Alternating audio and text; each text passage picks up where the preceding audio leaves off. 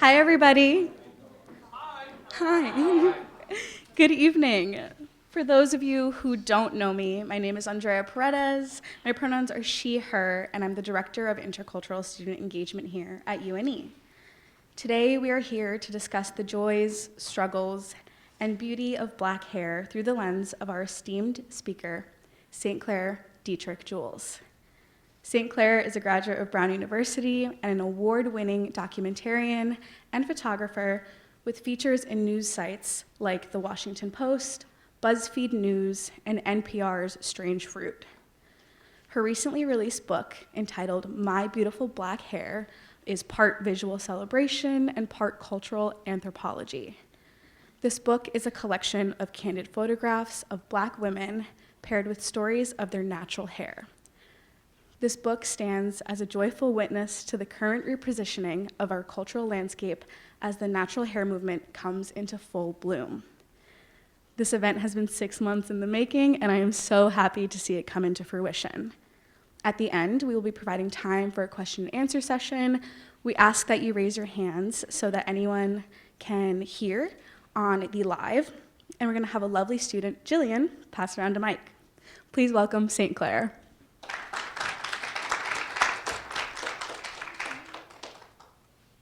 Hi, everyone. How are you guys doing? Good. Thank you so much for welcoming me to campus. I'm really excited to be here. I was just telling Andrea this is my first real time visiting Maine, so I'm excited and glad that I came in between snowstorms, so I made it. So again, thank you all, and before I get started, there are two things that I want you all to think about, just sort of keep in the back of your mind, and I'll come back to it throughout the course of the presentation. And so the first thing that I want you all to think about is how many times you've been told, especially in your academic careers, to avoid using the first person in your writing. So think about how many times, right? Yeah, show of hands. Okay, pretty much everybody, right? Most of us at some point have been told to not use the word I in our writing because it makes our writing less powerful, because it makes our writing less objective and more subjective, right? Because it supposedly weakens our writing. So think about how many times you've been discouraged from using the first person, from using your actual voice and experiences. And then the second thing I want you all to think about is what happens when people get to tell their stories. And in particular, what happens when people from marginalized backgrounds or with unique and different experiences, right? Experiences and identities that sort of differ from the mainstream. What happens when those people get to share their stories and finally be heard? So those are two things I want you all to keep in the back of your mind, and I'll come back to it again throughout the presentation. And so with that being said, I'm going to start by sharing a story that's very important to me. And so this is my little sister, Chloe. Do we look alike? Kind of? Okay, someone just said no.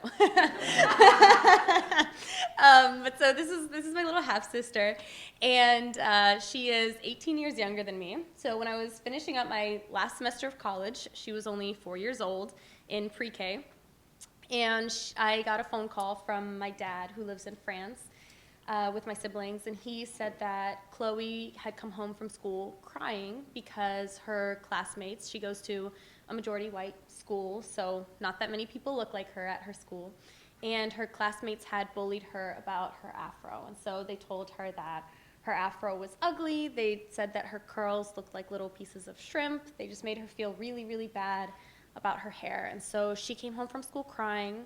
She said she didn't want to go back to school anymore because she was so ashamed and sad about her hair, to the point where she didn't want anybody to see it anymore. And so that made me really sad, obviously, first because you never want to see anybody who you love cry, right? It's sad. But also because it reminded me of my own experiences growing up and feeling different. And so I grew up in Washington, D.C., which is more diverse than a lot of places, so I'm lucky in that sense.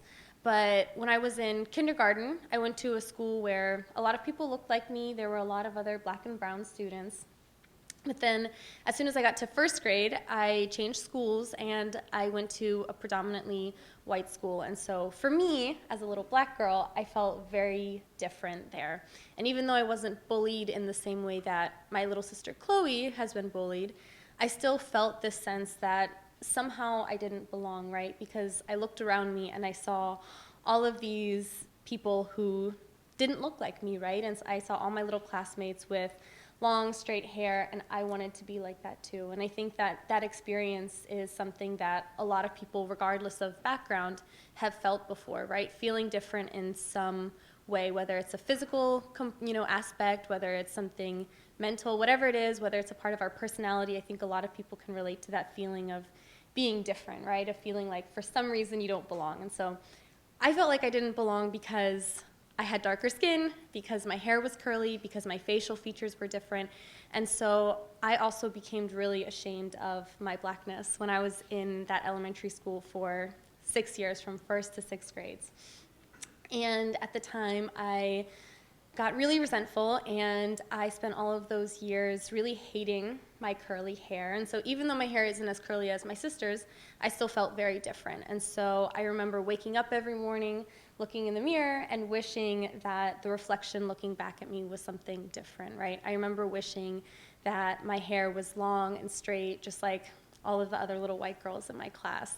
And so thinking about those experiences, right? This was me as a little kid, thinking about these experiences and thinking about the experiences that so many of my other Black female friends have gone through, right? Of spending years not liking their hair, thinking that there's something wrong with them. I realized I didn't want my sister Chloe to go through that as well. I didn't want her to spend all of these years hating this sort of fundamental piece of who she is, which is her hair, right? And I didn't want her to feel like she had to change it in order to fit in. And so I decided that I wanted to give her that representation, right? I wanted to show her that there's actually this whole community of people who look like her. There's this whole community of Black women and girls who have hair just like she does. And so even if she doesn't necessarily see these women in her everyday life, right, because her school is not very diverse, her neighborhood is not very diverse, mainstream media, right, oftentimes doesn't show people with hair like my sisters. If you think of the little Disney princesses, right, none of them look like Chloe. And so I wanted to give her that representation. And so as Andrea mentioned, I created a photojournalism book. So I photographed and interviewed 101 Black women and girls about their natural hair journeys. And so I asked them to share with me how long they've worn their hair natural for, why they decided to start wearing their hair natural, how they learned to love themselves, right? How they learned to love their difference, because again, I think that's something everybody can relate to, this feeling of being different and just wanting to fit in, right? And sort of letting go of our authentic selves in order to blend into whatever we think the norm is. And so I asked these women those types of questions. And I was really overwhelmed in a great way by how many women shared their stories with me. And so I'm going to read you all the letter that I wrote to my sister Chloe in the beginning of the book, and then I'm going to share with everybody a couple of videos with some words that some of the women shared as well. So first I'm going to share my letter, so I'll go back to my picture of Chloe. I wrote, "Dear Chloe, my beautiful, powerful little sister. When I was 18, a couple months before I started college, you burst into this world, a bundle of energy ready to take up space and radiate love. You are so full of life, Chloe, so it seems only fitting that your hair is equally alive. Your afro reaches for the sun, and the sun grazes its tips. When you run on the beach, tracing the outlines of recent waves, your hair becomes alive. It bounces and dances and sings. Your hair holds your face, hugs it tight, whispers in your ear to remind you that you are the descendant of Africans, of Africa. You and I have different white mothers, but we are connected by our Black father, by our Black ancestors, brought from Africa in chains to the Caribbean. The power, the strength, the eventual liberation of our ancestors live within us. I am grateful for our Blackness because our Blackness makes us powerful, makes us sisters.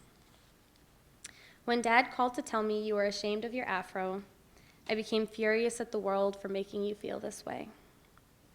Some people say that change must be gradual. that black girls with natural hair must be patient as the media slowly but surely begins giving us a hint of representation here and there. But I don't believe in gradual change, so I took matters into my own hands. Because you matter, and you deserve to know today that your natural crown is beautiful. So I want to lead by example. I want to teach you how to love yourself by loving myself, by introducing you to other black women who love themselves. As black women, we have to stop waiting for the world to love us, and we have to start loving ourselves unconditionally. Chloe, I want you to know that I love you unconditionally, but more importantly, I want you to love yourself unconditionally. Your sister, St. Clair. So that's the letter that I wrote for Chloe, and now I'm going to share some of the words that some of these women wrote. And I also want to say that when I was working on this book, I wanted to show the diversity even within the black community, right? Even among different natural hairstyles. And so different hairstyles, different hair lengths, different hair textures, right? To really show that all natural black hair is beautiful and is professional. And so before I share a couple of the videos, so the first video was about some of the women going natural and the natural hair movement. So how many of you guys have heard about the natural hair movement? A couple people. So within, or maybe like half, okay. So within the black community, and especially among black women, it's really common, starting at a young age, to get something called a perm or a relaxer. How many of you guys know what that is? Yeah? So a relaxer or a perm is basically a chemical that a lot of black women put onto their hair that permanently straightens their hair. And there's a lot of debate around this, but there are a lot of studies, and it's very damaging, right? Because you imagine a chemical that's permanent. It permanently alters the texture of your hair. And so once you get this perm or this relaxer, there's no way you can ever undo it. You can never get rid of it. And the only way you can get rid of it is by growing out that hair that's been relaxed and then literally chopping it off, right? And so when black women talk about going natural, this is what we mean, right? We mean this process of letting go of all of the permed hair and just letting our hair be natural underneath, right?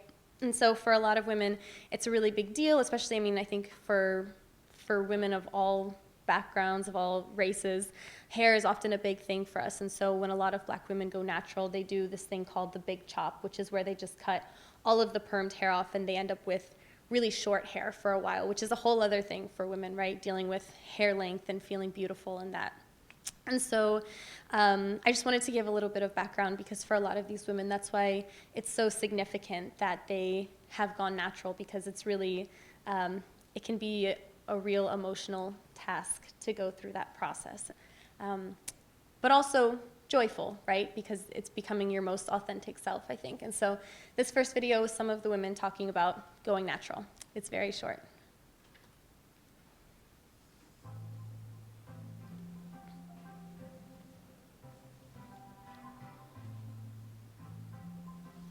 I would always get my hair constantly straightened because I thought that's what beauty was, that's what beautiful meant.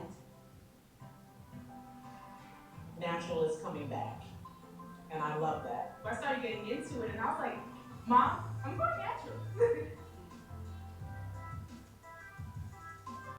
Your hair holds so much power within yourself. The afro can be political, but it can also have this wonderful aesthetic quality. The artistry of who you are as a person just extends through your crown. It's a part of who you are. Now I honestly love my curls. But it took a while getting here.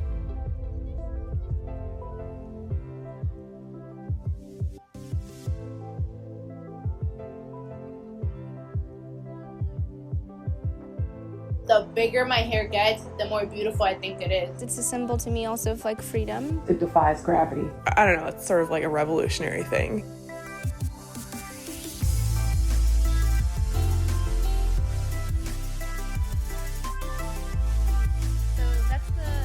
first video. And then the second video that's sort of a compilation of some of these interviews is these women talking directly to my little sister, Chloe. So one of the things that I asked these women was, okay, think back to when you were Chloe's age, to when you were 4 years old, and what are some of the things that you would have wanted or needed to hear at that age?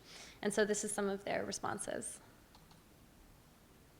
Hi, Chloe. Hi, Chloe. The little Miss Chloe. You have amazing hair. It's just so naturally beautiful. Your hair is absolutely Gorgeous. You are beautiful, you are seen. I mean, Chloe, I was you once. It was hard to believe myself to be worthy when the people around me, you know, convinced me otherwise. Growing up, I wish I had a sister or somebody who told me that I'm beautiful the way that I am.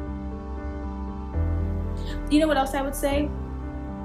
Something else I would say is that we're all different and that's okay. Don't be afraid to be you. Your hair is definitely a part of you, so let it be a part of your spirit. Your hair will love you if you love it. You'll grow with it, you'll learn. Chloe, stay natural, baby.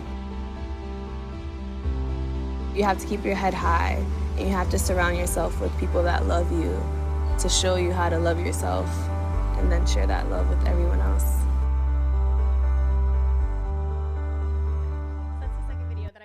For now, and I have a couple more throughout.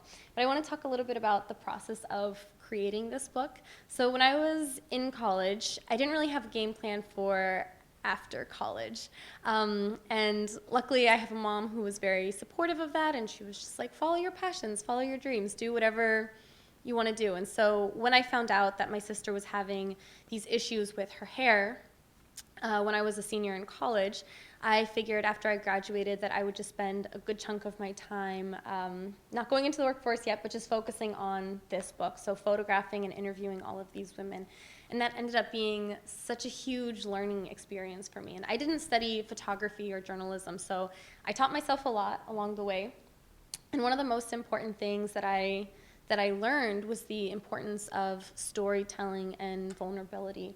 So I think a lot of people associate vulnerability with weakness, right? We're taught to put on sort of a strong front. We're taught to not share the pieces of ourselves that might be judged, right? Because we don't necessarily want to be vulnerable.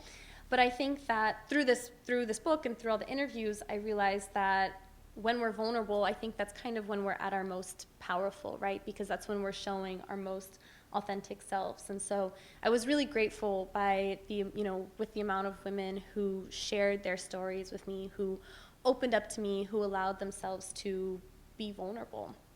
And so I'm going to share this first video with a woman who I didn't know ahead of time, right? So a lot of the women who I interviewed, some were my friends, but some were also people who I just reached out to. I saw their hair, I liked their hair, and I said, will you be part of this book for my sister? And even if they didn't necessarily know me, they said yes, because I've been in Chloe's shoes, and I don't want any other little girl to feel that way. And so that, I think, also is sort of a testament to just our shared collective humanity, right, and our sort of innate desire to want to help each other.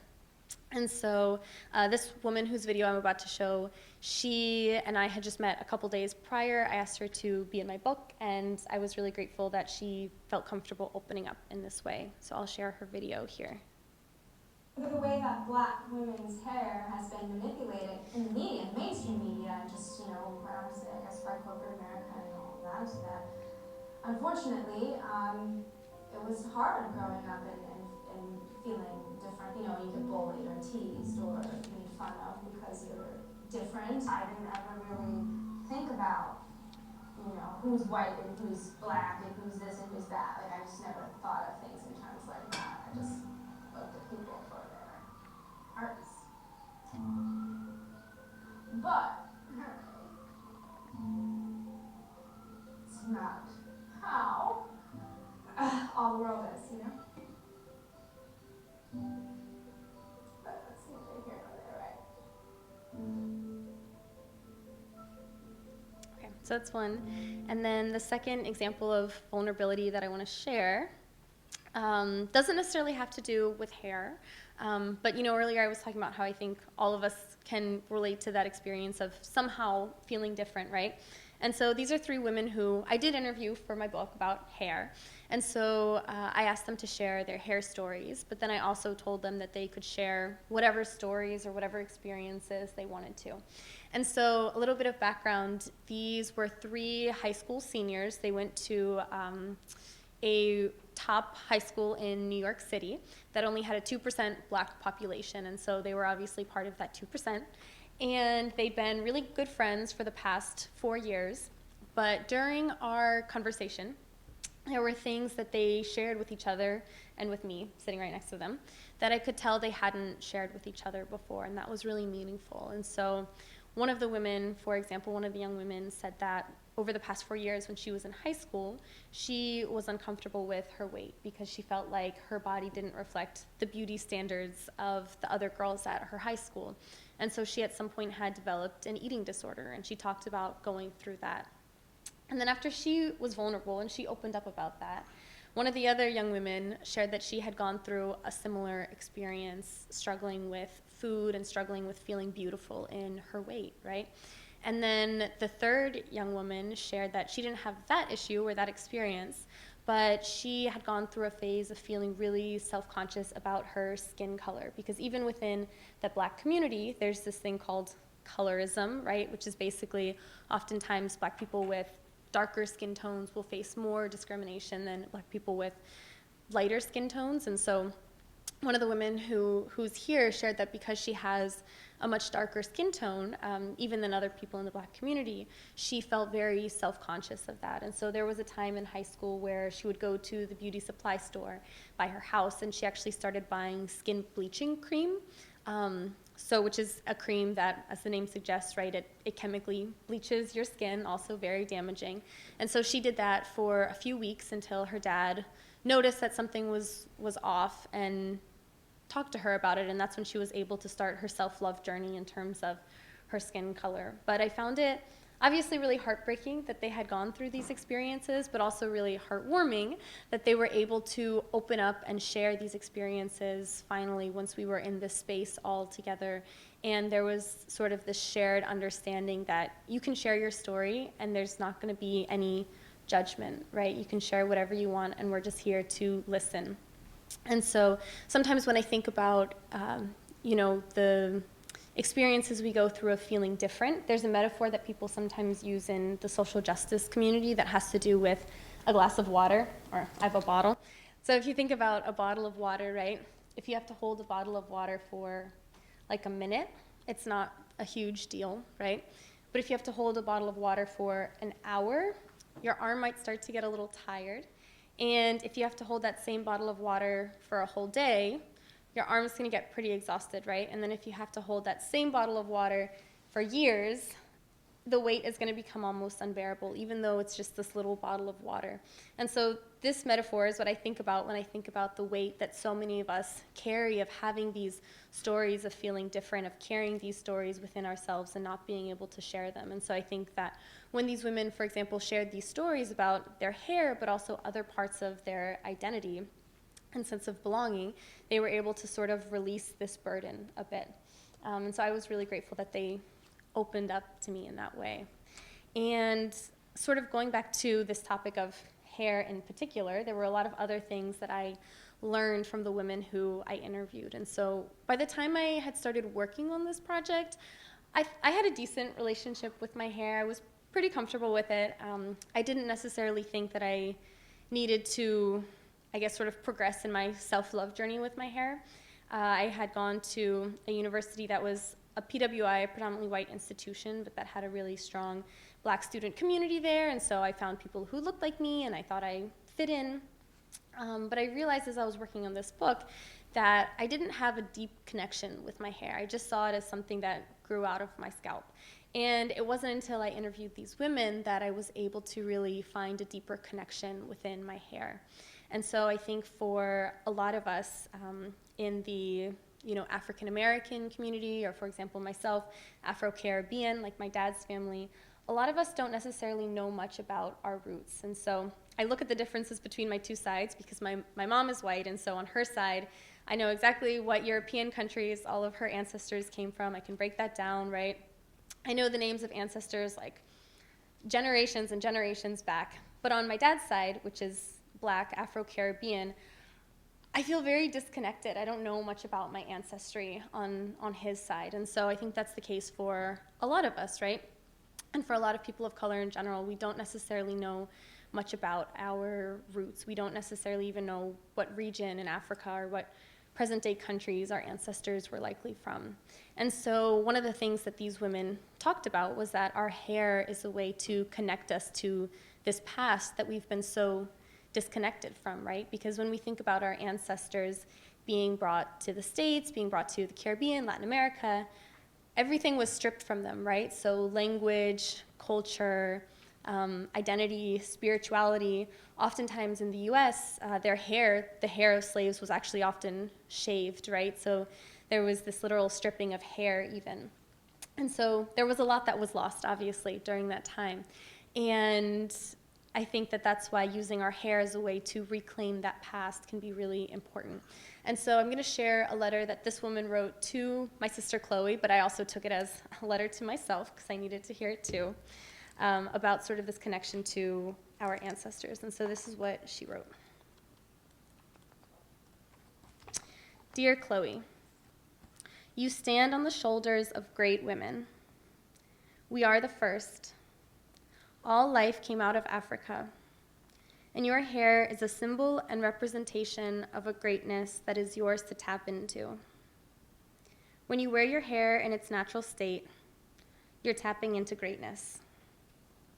And those of us whose ancestors survived the Middle Passage, we're survivors. We have some powerful genes, and that ain't nothing to play with. Your sister, Elise. And I thought that that was a really great reminder because especially as people of color in the US, right, oftentimes we aren't necessarily portrayed in a positive light, both present day and also historically, right? We're not taught much about what our ancestors did outside of the context of whiteness, right? So outside of the context of European colonization and slavery and all of that, we don't necessarily know who we were and the things that our people have done, right? And so this was a good reminder that there's strength in every community, and that includes the Black community as well. And then there was one other woman who I want to share with you all, and she also talked about this idea of our hair being a connection to our past. And I thought her story was really interesting because she said that she used to get relaxers and weaves. Does everybody know what a weave is? Yeah. It's sort of a synthetic, or I guess it can be real hair, but that's like sort of sewn into your hair, right? So it's just another way of not wearing your natural hair. And so this one woman whose video I'll share with you all, she had weaves and relaxers for a long time, and then she finally decided that she was going to do a DNA test. And so once she did that, she was able to pinpoint the specific regions in Africa where her ancestors were likely from. And after she found that connection with her past, she said that she started wearing her hair natural, and she hasn't gone back to weaves or relaxers since then. And so I'll quickly share her video with you all.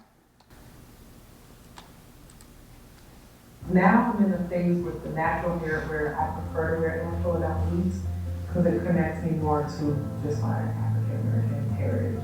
This is how my hair is, this is how it should be, and I don't really want to straighten it and change it and damage it just to be accepted by others. Just the fact that people still view it as unkept, that's my way of just rebelling against them because it's not unkept. It defies gravity. No other hair does that. I love it. I love it. Embrace it. It was different. It was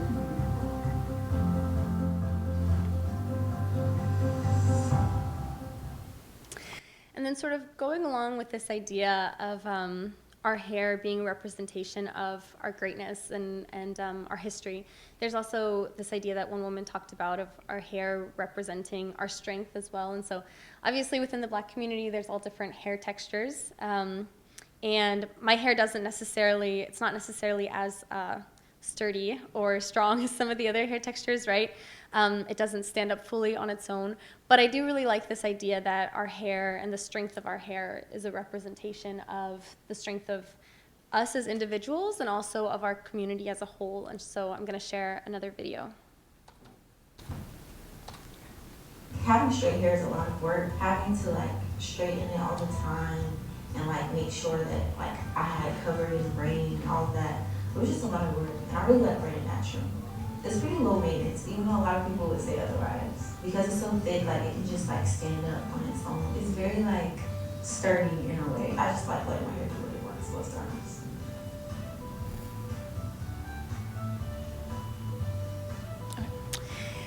And then another idea that came up as I was working on this book was the idea that our hair is a representation of our identities, right? So not only of our past, but also of who we are now, present day. And I think, again, this is something specific to, I mean, it could be for anybody, but especially within our community when there's such a history of discrimination against this hair texture, right? I think it's important to be proud of the things that make you different, right? And so some of the women who I interviewed talked about this idea of their hair being a part of their identity. And so I'll share a couple short stories. And so the first one is the woman on the cover. And so you've seen her at the end of every video. And this woman is half Latina and half African American. And so she shared with me that from the time she was 3 or 4 years old, her mom had started relaxing her hair. And this is actually a pretty common experience for a lot of black girls, that when they're really young, you know, even when they're toddlers, their moms will start giving them relaxers because that's what their moms think is best for them, right? They think, okay, my kid's gonna face less discrimination, their hair is gonna be more manageable if I just put this chemical relaxer on it. And so this is what happened to her. So from the time she was really little, she had her hair straightened. And so as she grew up, she never knew what her natural hair texture was like because she just kept getting relaxers. And so every time she looked in the mirror, she just saw herself with straight hair. And she said because of that, she was able to really embrace her Latina identity exclusively. And she was able to distance herself from her black identity because she didn't have the hair that you necessarily associate with the black community. And so she said it wasn't until she became an adult and she gained autonomy over her own hair decisions that she decided to go natural. And she found that this was her hair texture, right? This is her natural hair. And she said that once she went natural and she saw this is what her hair looks like, she could no longer distance herself from her blackness, right? She could no longer deny that part of her. And so now she feels like her hair has helped her discover this piece of really who she is. And it's helped her in terms of her beliefs, her values. And so I thought that was really interesting how our hair can help us discover these pieces of ourselves. And then a couple other examples that I want to share. I have a few short videos about this idea of hair and identity. And so I'll share them as well. Before, I feel like I was always trying to tame my hair. I just didn't feel happy if my hair was not straight. Now I have 5 years, 5 years natural, and now I'm here. You know, and I love it, and it feels like now people know me because of my hair. The bigger my hair gets, the more beautiful I think it is. It's such a part of who I am now. My hair speaks for itself. It speaks about who I am, about my values, about how I decide to portray myself to the world, and that's like I'm my complete natural self, right? Okay.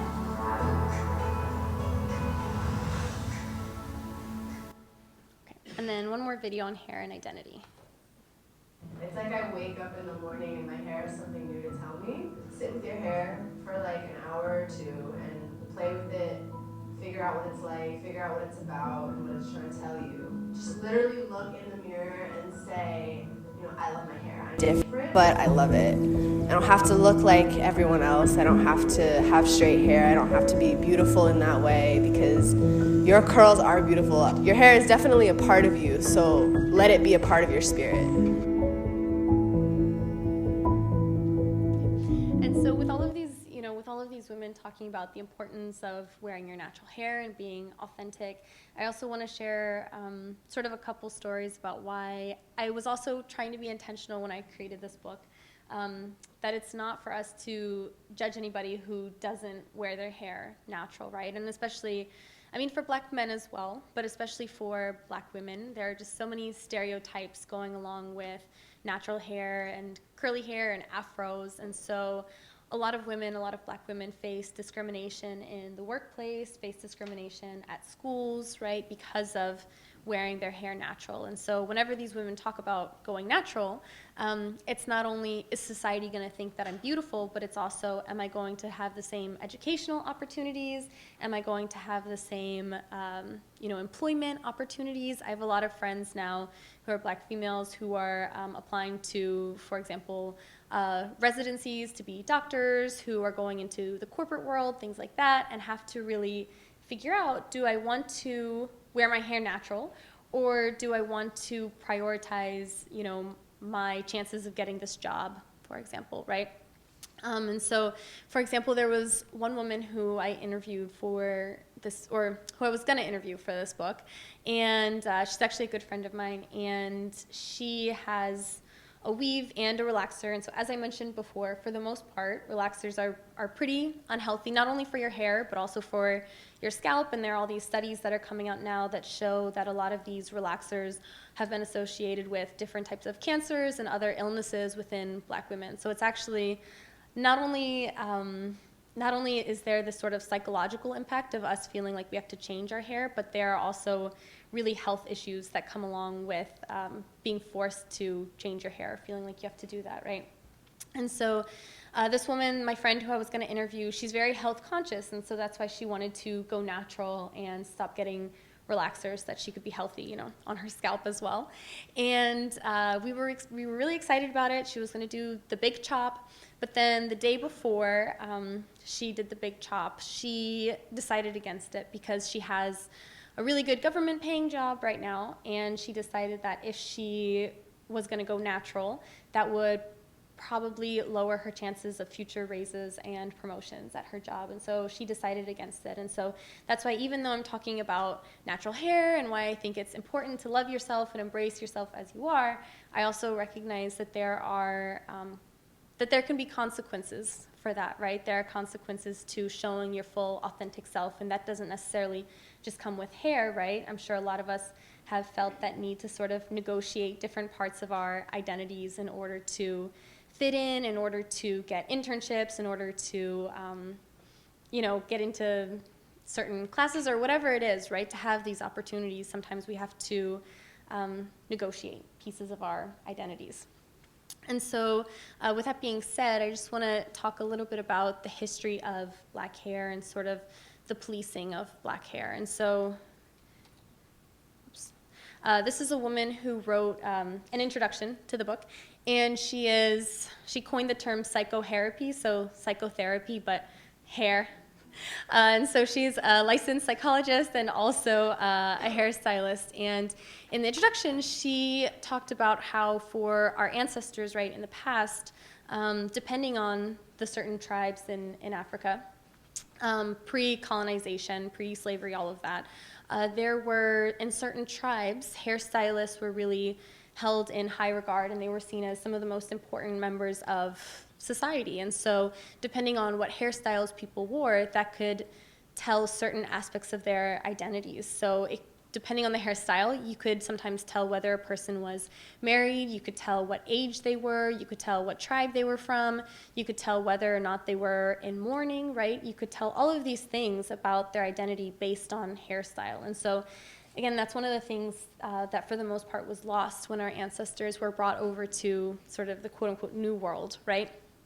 And then as soon as they were brought here, there's been this constant policing of black hair, and in particular of black women's hair. And so one of the early examples are the Tignon laws. And so this was 1700s, so a couple centuries ago.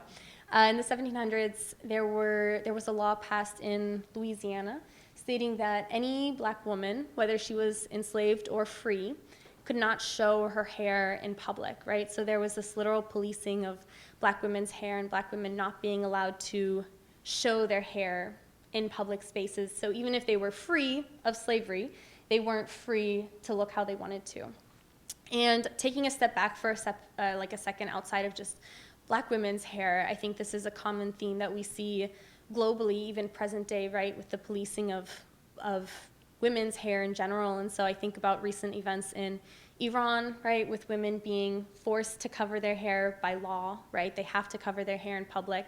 And then I also think about countries like France, where a lot of my family lives, where it's illegal to cover your hair and face, right, in public. And so there's just this constant policing of women's hair even today, whether it's you have to show your hair, you're not allowed to show your hair, you have to wear your hair in a certain style, right? And so I just wanted to point that out, that I think globally that's still an issue for a lot of different communities, right, not just in the Black community. But sort of zooming back into the Black community in the US, it wasn't until 1976 that the Afro finally became legalized in this country. And so what I mean by that is up until 1976, so for a lot of us, maybe within our parents' lifetimes, or definitely within grandparents' lifetimes, it was legal for employers, for schools, for government agencies to discriminate against Black people based on having an Afro. And so it took a court case to get the Afro protected. And so it was a Black woman who had an Afro who worked at a call center.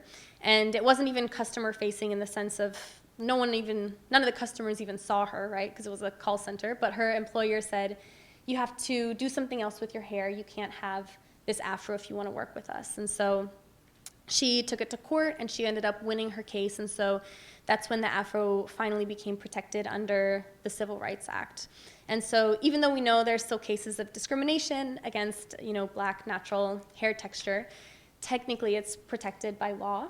But there are still other Black hairstyles or hairstyles traditionally associated with the Black community that you can still legally discriminate against in most of the US. And so, for example, dreadlocks is a big thing, and this is something that impacts Black people of all genders, right? Not just women.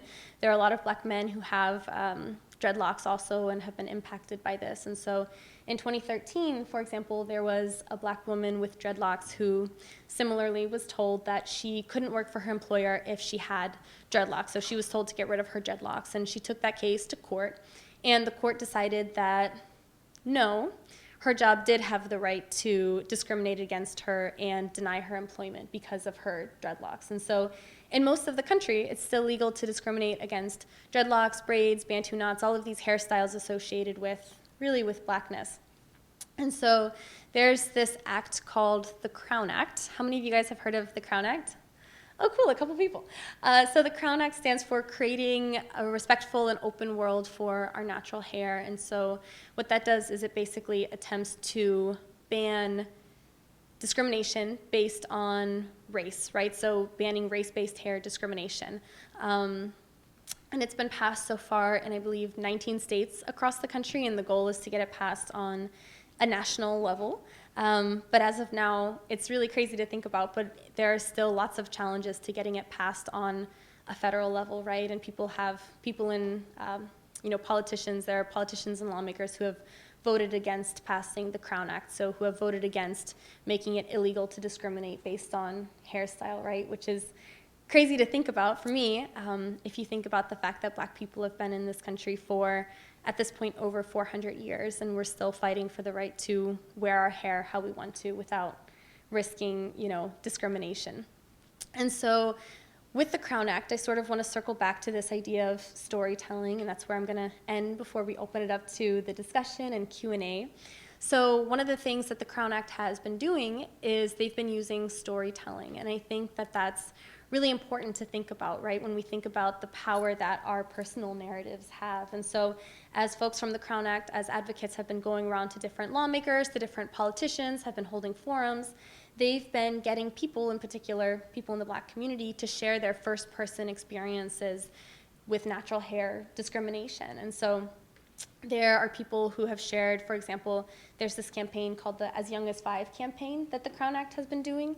And so Black people have been sharing stories of being discriminated against for their hair, starting when they were as young as 5 years old. And I think that it's really important to think about, right? Because when you think about sort of changing the narrative of this country and sort of moving the needle further towards justice, right? It's important to get laws, but how do we get these laws passed? It's through sharing these stories and by tapping into the emotions and the humanity, I think, of lawmakers. And so, for example, there have been Black people sharing their stories. And it's one thing to hear statistics, right? And so there are a lot of statistics about Black hair. For example, 80% of Black women feel the need to change their hair in order to fit in the workplace, right?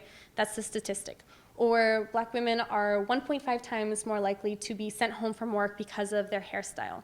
These are statistics, right? And they might be a little bit shocking, they might be upsetting, but they're just statistics. And I think it's different to hear a statistic than to hear a Black woman share her first-person story of, for example, being pulled aside by her boss, being told that her hairstyle is unprofessional, being told that she can't come back to work like that, right?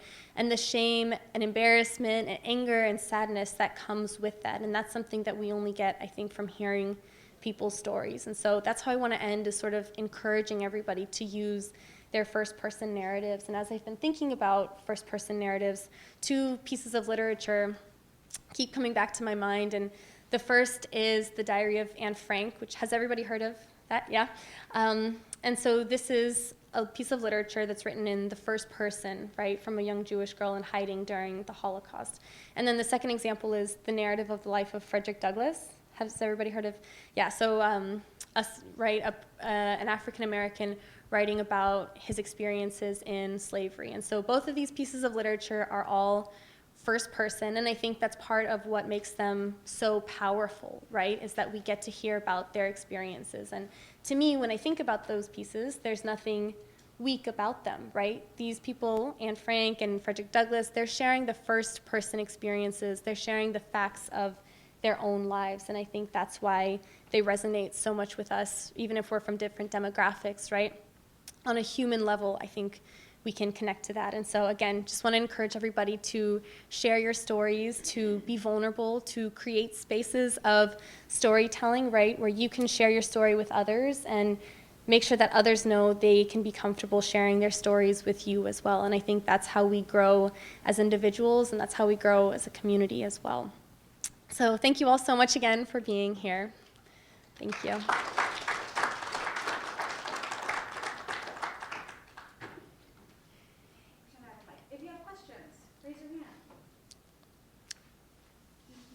Or if you have comments, it doesn't have to be a question. If you wanna share something, yeah. So I'm still working a little bit about how to word this, but as a obviously predominantly white institution, how can we go about kind of fostering and supporting Black women, supporting Black women who may have to deal with I'm forgetting the word, but who might have to deal with these struggles, and both like on the campus as well as just kind of in general? Yeah, that's a great question. I really appreciate this question, and I think it's important for people to be allies. And so, again, that's why I really appreciate everybody being here. I think on a personal level, right, there are certain things that it makes sense you might not necessarily know if you're not in the Black community, but for example, a lot of the women who I interviewed talked about how people would touch their hair, right, unprovoked. Even if they don't necessarily mean it in a bad way, they'll say, oh, let me just touch your hair, right? It's different. And I understand that, because growing up with a white mom, I also didn't understand why you can't touch certain people's hair, but that's a really big thing, right? Because we're not entitled to anybody else's bodies, even if it's like, oh, it's just hair, and I want to see how it's different than mine, right? So just these personal things, not necessarily making a big point of if someone's hair is different. Sometimes Black women change their hair a lot, right? And so sometimes it's frustrating if people say, oh, you changed your hair again, right? Or making sort of comments like that. And I think also sticking up for people, right? If you hear other folks on campus or wherever it is saying negative things about Black hair, right? Taking the chance to sort of educate other white people or other non-Black people as well. And then I think, so a lot of people are in student government, right? And so one of the things that I've been hearing from a lot of Black students. I grew up in DC, again, which is very diverse, but a lot of Black students who I've talked to at PWIs, surrounded also by predominantly white communities, they've talked about feeling like they don't necessarily have resources to Black hair care. So I'm not sure if there are Black-owned businesses or Black-owned hair care shops in the area, but lists of those kinds of resources for students to take advantage of, I think would be really great, so that there's sort of a sense of community.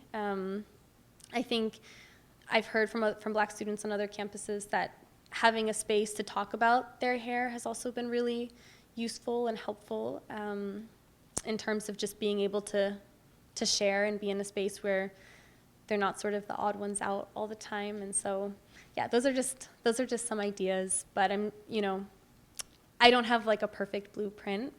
But thank you so much for asking that question and being thoughtful in that way. Yeah. You're right, Harrison.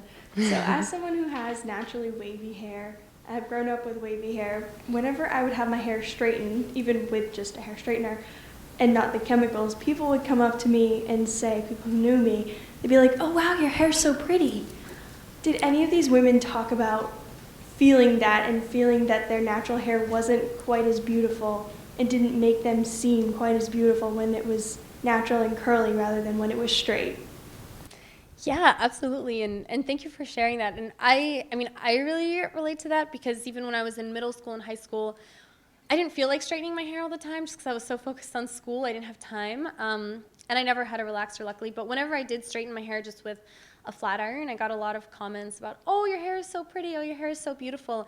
And my middle and high school were majority Black and brown, and so I think oftentimes these comments can even come within our own community, right? Because we've been ingrained with these beauty standards. But yeah, a lot of the women who I talked to have shared that whenever they straightened their hair, whenever they got their first relaxer, they felt more beautiful. And there was one woman who said when she got her first relaxer, it burns. There's a Chris Rock documentary called Good Hair, which is really interesting, and it talks about the science and like the chemicals within relaxers, and it can burn. It can be really physically painful. And so there was one girl who I interviewed who said that when she got her first relaxer, she was in so much physical pain, but she didn't care because she just felt so beautiful, and that was what was most important to her. So definitely a common experience, and I'm sorry that you went through that as well. I was just curious if you had presented the book to Chloe yet and how she reacted. Yeah, I have. So last summer we met in our whole family met in St. Bart's, which is a little island in the Caribbean where our dad is from, and I was able to show her an advanced copy of the book, and she was really excited about it. She's also the middle child out of my 3 younger siblings, and so I think as a middle child, she already doesn't get enough attention. But then, so hers just seeing that all of these women knew her and were talking directly to her made her feel really special. And so a few years ago, before I started working on this book, Chloe and I had gone to a mall in France, and there was a billboard of a Black woman with an afro, surprisingly. And Chloe looked at the billboard and she goes, oh, she's so ugly. And that made me really sad, because I knew that she was seeing herself represented in this woman, and so she saw this ugliness in herself. But then when I showed her the book, she was flipping through all the pages, and every page she saw, she said, oh, she's so beautiful. And so that made me realize that now she sees her beauty reflected in these women as well, right? She no longer sees it as something that's ugly. And then last thing, she also, after I showed her the book, she wanted me to interview her about why she loves her natural hair now, because because she wants to help other girls learn to love themselves as well. And so, again, that's why I think that as humans, we all have this sort of desire to want to help each other and want to create community. And I saw that in Chloe when she was, 7 years old a couple summers ago. Yeah. Thanks for your question. Thank you very much. This is really a fabulous talk, and I think that you've probably planted a lot of seeds that many of us will take and have conversations, and that's really, really extraordinary, so thank you. My question is this: did you speak with anyone going through chemotherapy who might be losing their hair? And I ask that as someone who has had the honor of being with people who have lost their hair and how difficult that is. And also, we have a med school and a strong health profession program here at UNE. And I think it would be valuable for all of our students to understand some of the things that you talked about, and that should they be treating someone who's losing their hair, what that might mean. So that's a lot in there, but. Yeah, thank you for that question. That's interesting. Someone asked me that for the first time just a couple days ago, and I think that's really fascinating, and I wish that I had gotten to interview people with that kind of experience, because I think it's really important to talk about. I would say there was just one woman who I interviewed who suffered from, I can't remember the exact name, but she's very open about it. It's sort of a stress-induced alopecia, and so she, because of her, this mental thing she had, she pulled out her hair, and so she dealt with, yeah, I can't say that word, but what's the word? Trichotillomania. Yeah, so she had that, and so she did talk about hair loss sort of in that sense, and dealing with that, and the decision to finally shave her head completely and sort of take control over that hair loss journey. And her mom supported her on that journey. Her mom also got her hair shaved as well, because I think that's really emotional, especially as women. And I actually did get an email a couple weeks ago from a woman who I didn't know, and she's a Black woman, and she talked about how her whole life she had struggled to learn to love her natural hair texture, and then she had finally started loving it, and then she started going through chemo, and then had to learn to love sort of this new phase of her hair journey, which was hair loss and dealing with that. So yeah, I think that's an important topic, and I would love to look into it more. Yeah, thank you for that question.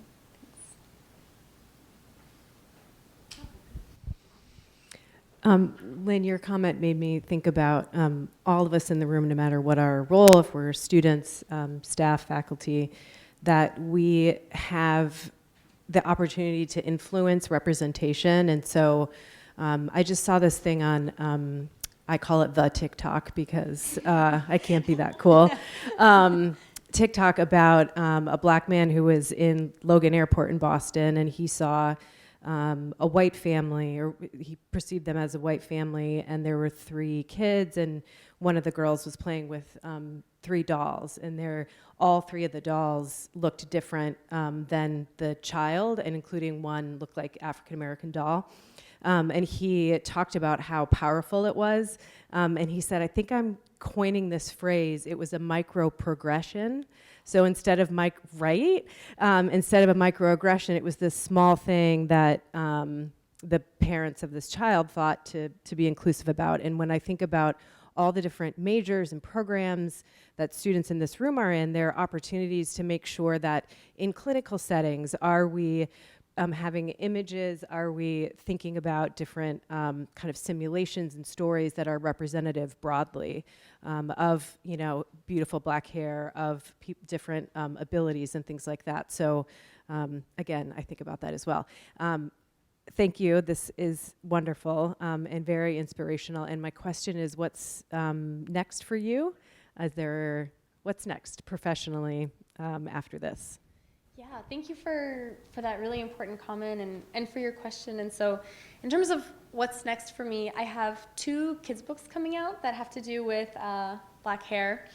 And they're also going to be picture books, but they are board books. And so this book is kid-friendly, but these next books are going to be really for sort of babies and toddlers. They're just sort of little rhyming books about Black hair, because it really does start at such a young age, right, that Black kids often feel different. I remember I went into this elementary school or this pre-K school, and I was talking to like 4 and 5-year-old Black kids, and they were already talking about their experiences feeling different because of their hair, not liking their hair texture. So 2 kids books about Black hair. And then another sort of passion project that I'm working on that I have no timeline for is a photo book about immigrants and the physical belongings that they bring to the U.S. because, again, I'm really interested in this idea of belonging and sort of creating community. And so I'm interested in when people come from other countries, what are some of the things they bring with them to keep that sense of home and identity? Thank you. I'll just say that Maine has a very large immigrant population, so if you want to come back to Maine, we'd be happy to host you and get connected when that project starts happening. Thank you. I appreciate that. It means a lot. Folks, thank you so much for joining us tonight, whether you are online or in person. Your attendance here means a lot to everybody in this room, and especially me. So have a wonderful night, stay warm, and thank you for joining us.